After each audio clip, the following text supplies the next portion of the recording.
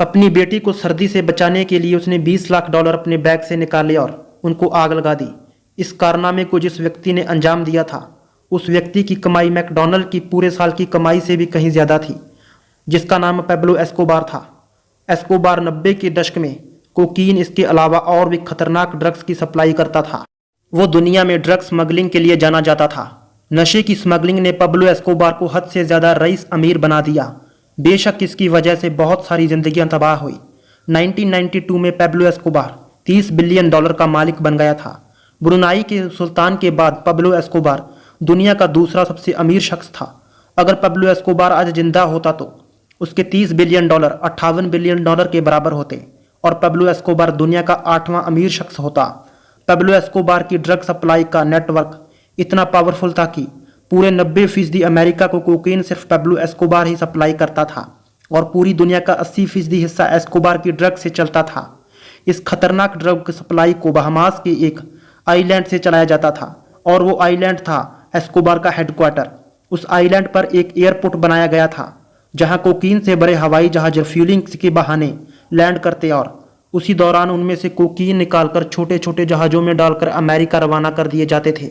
ये सिलसिला महीने में या हफ्ते में नहीं होता था, बल्कि दिन में 5 से 6 बार होता था। रोजाना अमेरिका में 15,000 किलो कोकीन भेजा जाता था, जो कि पूरे साल का 5,40,000 किलो कोकीन बनता था। उस वक्त अमेरिका में सिर्फ 1 किलो कोकीन की कीमत $70,000 होती थी, जिसका मतलब ये है कि एक साल में एस्कोबार $378 बिलियन की कोकीन सिर्फ अमेरिका में सेल करता था और ये 16 साल तक चलता रहा। छानबीन करने वालों का मानना था कि जो कोकीन एस्कोबार $70,000 की खरीदता था, वो एस्कोबार को सिर्फ $5,000 की पड़ती थी। पेब्लो एस्कोबार पायलट्स को सिर्फ एक फ्लाइट का $5 लाख देता था। रिश्वतें देने के बाद भी एस्कोबार को $60 मिलियन भी सिर्फ एक ही दिन में बचते थे, जो कि साल के $22 बिलियन बनते हैं। मैकडॉनल्ड ने साल 2019 में $21 बिलियन की सेल की। 1980 में पेब्लो एस्कोबार का प्रॉफिट $22 बिलियन था, यानी मैकडॉनल्ड की दुनिया भर की सेल से भी ज़्यादा। पेब्लो सारा पैसा अपने पास कैश के रूप में रखता था। पैसे के लिए रोजाना $1,000 के रबड़ बैंड आते थे।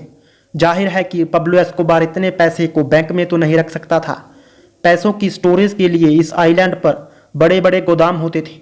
ड्रम्स के अंदर ये कैश भर के रखा जाता था। स्टोर किए गए पैसों का 10% हिस्सा चूहे खा जाते थे या फिर वो पानी लगने से गल सड़ जाते थे।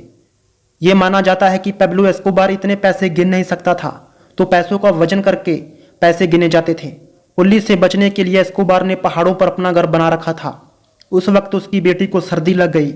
पेब्लो के पास उस वक्त गर्मी पैदा करने का कोई दूसरा चारा नहीं था, तो उसने अपने बैग से $2 मिलियन निकालकर आग लगा दी।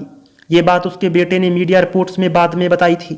पेब्लो के मरने के बाद इस तरह की स्मगलिंग भरी जिंदगी का अंत भी बेहद खौफनाक होना था और वो 1993 में पुलिस मुकाबले में मारा गया।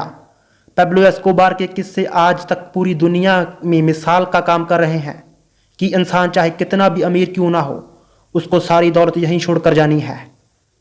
अब आपको वीडियो देखकर हैरानी ज़रूर हुई होगी, क्योंकि दुनिया में इतनी भूखमरी है कि बच्चों और बूढ़ों को 2 वक्त की रोटी तक नसीब नहीं होती, और इस जनाब ने $2 मिलियन को आग लगाकर राख कर दिया।